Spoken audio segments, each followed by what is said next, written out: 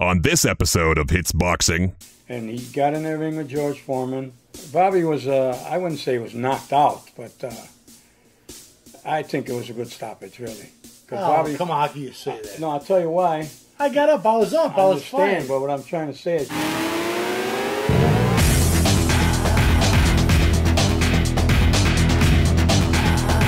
Bobby Hitz grew up on the west side of Chicago. When he was an amateur, he won the Golden Gloves Championship. Then he turned pro and had a fight with George Foreman. After that, Bobby was a hometown celebrity in Chicago. I mean, this guy knew everybody. When Bobby Hitz left the ring, he became a champion boxing promoter.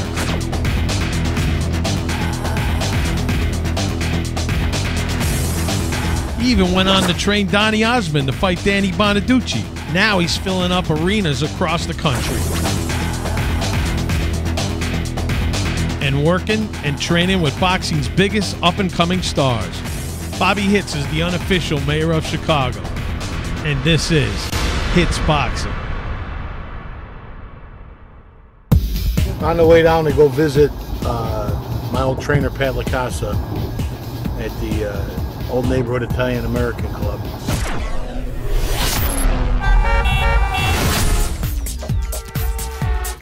This is Pat LaCasa. He was Bobby's boxing trainer. How long were you involved in training boxing? Oh my God, my whole life. I had two brothers that were fighters, Jimmy and Primo LaCasa, and I got involved when I was like 18. And I fought in the all Army and everything, and then when I got out of the Army, I would start training kids and trained Golden Glove fighters, CYO fighters, Park District fighters. And I made a lot of champions, you know. And then from there I went into the pros, you know. That's when I met the big Bobby Hitz. It's my family. I mean, my whole family was involved in it. You know, they were fighters, and you automatically become a fighter, you know. If you're a plumber, your father's a plumber, you become a plumber, you know. I think today the kids ain't like they used to be, you know. Whatever their dad did, they don't do no more. They just take it upon themselves to do different things in their own lifestyle. And hanging out with guys are different than it was years ago. I mean, like when Bobby Hitz fought, it was like he didn't care about the money, you know. He wanted to maybe get the belt, you know. Of course, he didn't make no money. That's why he didn't care about it. I asked Pat to talk about when Bobby fought George Foreman. From Chicago, Illinois, let's hear it for Bobby, the Hitman Hitz. He shouldn't feel bad about it, because what he did, a lot of fighters wouldn't do, because he showed a lot of heart. He trained about maybe 15 days or less. Well, we took it on 4 days' notice, yeah, really. But I mean, you were in and out of the gym. Yeah, I wasn't even in. You know. That's what I'm saying. You had no sparring. Right. You know, we really didn't want to fight. But he needed the money, and they shortchanged him with that too. You know, he should have got a lot more money than he got. And he got in the ring with George Foreman, and I'll tell you the story, which is true. Bobby didn't have the experience. He got in there, and he started dancing around, which I told him to.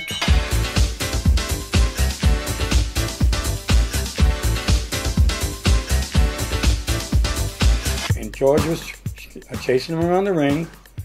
Not chasing, trying to cut him off. And people start booing. Because Bobby, you know, was sort of running, but I wanted him to run and tire Foreman out.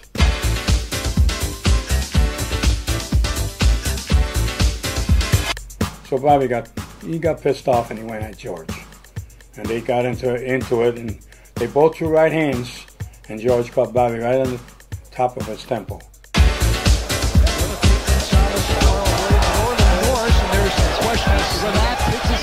Whether that fight was actually going to come off. Norris wanted to fight Foreman.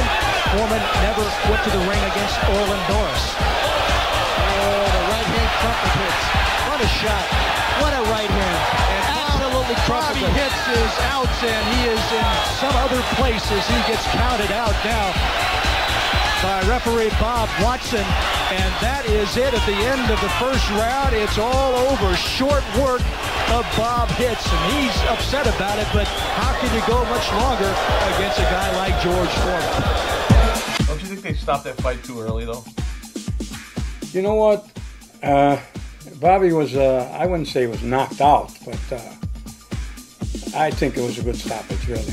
Oh, come on, how can you say that? No, I'll tell you why. I got up, I was up, I was fine. But what I'm trying to say is you would have went after him without the experience and go after him fighting, you know what I'm saying? That's all right. I thought I'd rather go that way than, back off. Yeah, I mean, that's how you felt. You But I felt that you're going to get up and start slugging with this guy, So I'm supposed to do, though. I wanted you to move and get your senses back together and then go after him. Yeah, but at that point, the bell would have rang. I'd have had my minute rest. I wasn't dazed at all. I mean, we had a lot of time in the round yet, Bobby. No, it was a minute. It was a 2:59.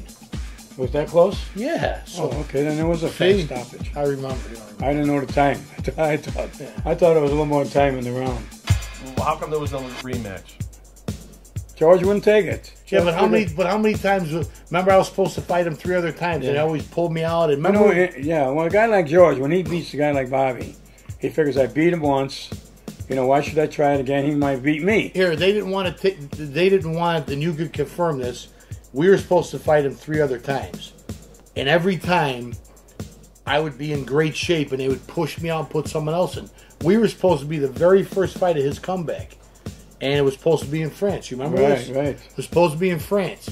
And by the time it got moved, it was going to be during the Cannes Film Festival. And it got moved from France to the United States. Well, now 6 months transpired. And we trained that whole time. Right. And I was in great shape. 2 weeks before the fight, they pushed me out and they put Steve Zowski, a kid from Milwaukee, put him in the fight. And they did that to me 3 times. So they wanted me, but they didn't want me in shape. They wanted me, they wanted my record, they wanted my whole person, but they didn't want me, being in shape. And, my hat goes off to George because they orchestrated his comeback pretty brilliantly. Well, that's what they do in boxing. They try to get you out of shape.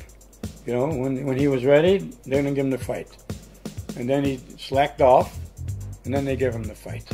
I only had 3 amateur fights. So my experience really came, it was on the job training. I didn't have 70, 80, 90, 100 amateur fights, a big, long amateur background.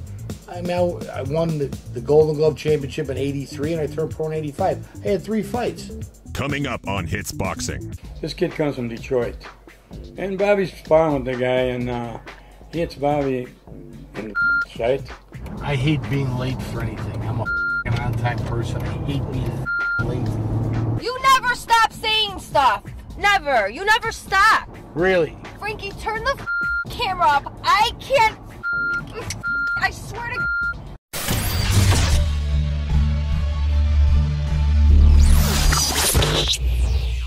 Oh my God, you gotta hear this story. This is great.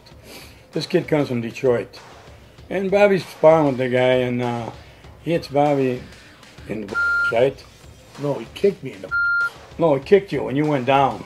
And you're holding yourself. Yeah, I hold myself and I was against ropes. I was like going like I was going to go down. And Bobby's like, it's okay, And I'm like, Bobby, you see what that guy did to you?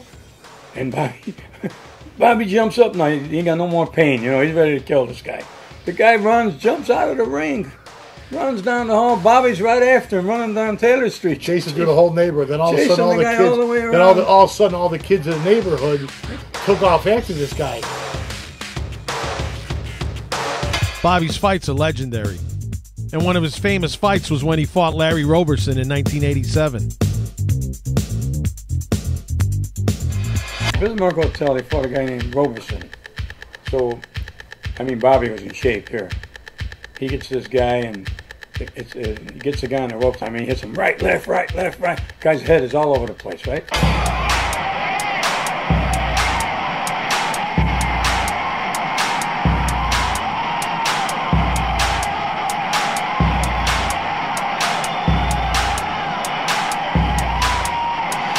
Ref Stanley Berg jumps in, he stops the fight.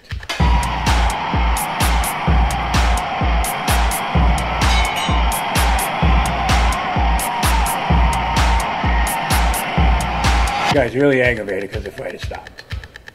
Boom, he smacks Bobby.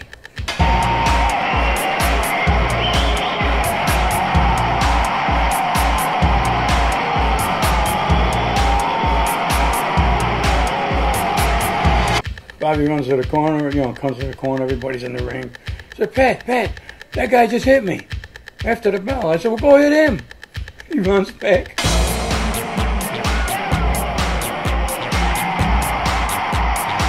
Bobby throws a right hand over the top of the guy. I walk over, hey man, nice fight. Boom, and I hit him. Nails this guy. And the whole joint went up for grabs. The whole joint starts throwing chairs, and a riot breaks out, and we just couldn't stop nothing. I mean,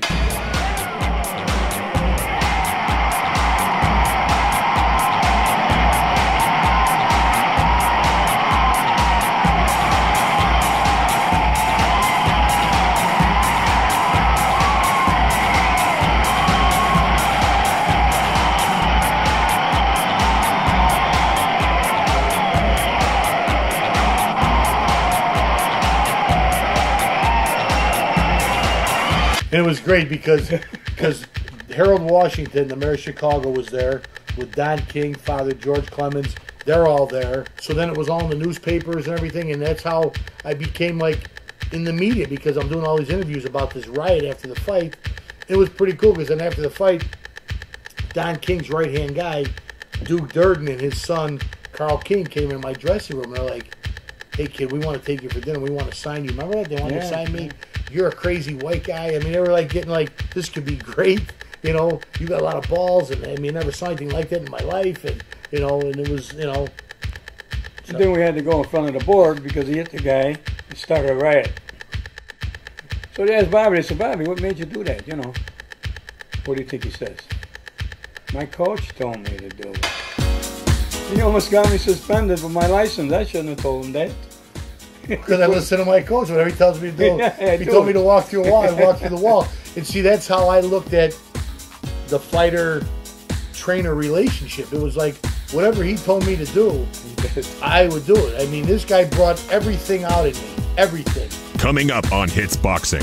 I hate being late for anything. I'm a f***ing on-time person. I hate being late. You never stop saying stuff. Never. You never stop. Really? Frankie, turn the camera off. I can't. I swear to God.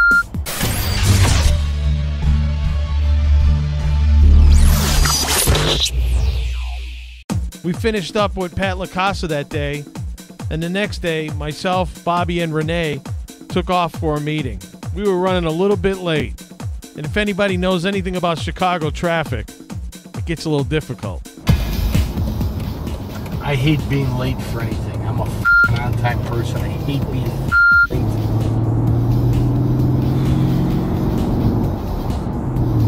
So irresponsible to be late.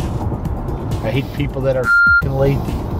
Look at this. Last time I checked, you started the conversation today on a very negative foot. No, I was not giving myself. you some feedback about your business. Okay, and but I was course, already, but I hold was on already a minute. in tune and in touch with that. Instead And just of because I didn't agree with what you said to me doesn't mean I was being negative. No, Bob. I'm already on top of. Here he is talking. You never shut up. You never shut up. Those are the comments that are on the TV show. You never shut up. Really? Frankie, turn the fucking camera off. I can't. I swear to God. They really go out of their way to work hard and make Hitz Boxing the best. Rather than just show this next segment, I'm going to ask you to hang in there with me and meet me on episode 11 so I can really go into detail on what happened here, because we're running out of time. So on the next episode of Hitz Boxing, you're going to see a lot of emotion coming out of Bobby and Renee. I'm Frankie Hollywood Rodriguez, and join us next time on Hitz Boxing.